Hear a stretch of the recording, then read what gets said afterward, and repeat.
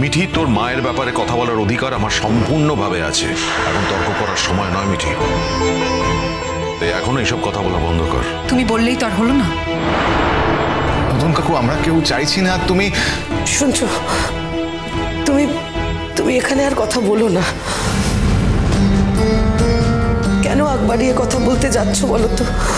ওরা যখন পছন্দ করছে না কিছু বলো না।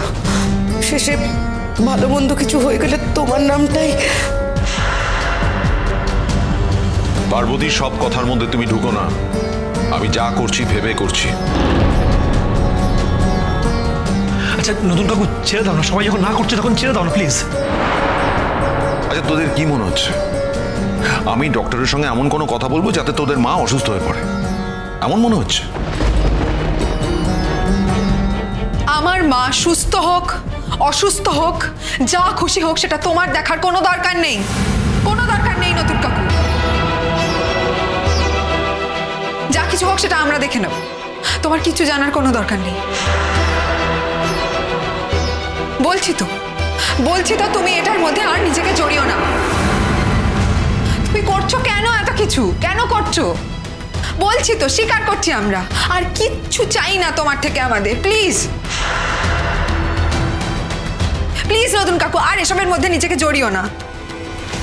তোদের সব কথা শুনতে আমি বাধ্য নই মিঠি। হ্যাঁ নতুন কাকু, তুমি আমাদের সব কথা শুনতেই বাধ্য। আচ্ছা ঠিক আছে, আগে ও কি বলতে চায় ওকে বলতে দাও না। ছোট দাদু, তুমি হঠাৎ করে নতুন কাকুর প্রতি সহানুভূতিশীল হয়ে উঠতে পারো, কিন্তু বিশ্বাস করো আমাদের কোনো সহানুভূতি নেই নতুন কাকুর প্রতি। আমার মা নিজের জীবনে একটা বিরাট বড় ধাক্কা খেয়েছে, আর সেই ধাক্কাটার জন্যই আজকে মায়ের এই অবস্থা।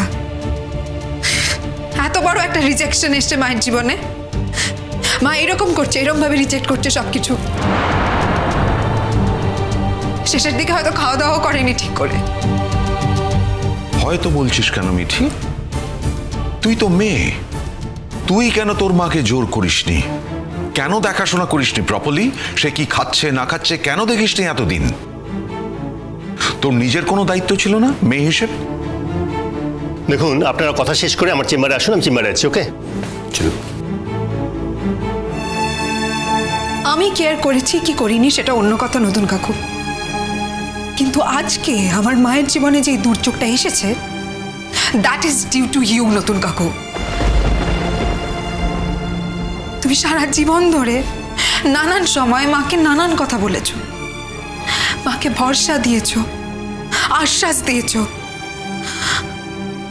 তারপর হঠাৎ একদিন সেই ভরসার হাতটা সরিয়ে নিয়েছো।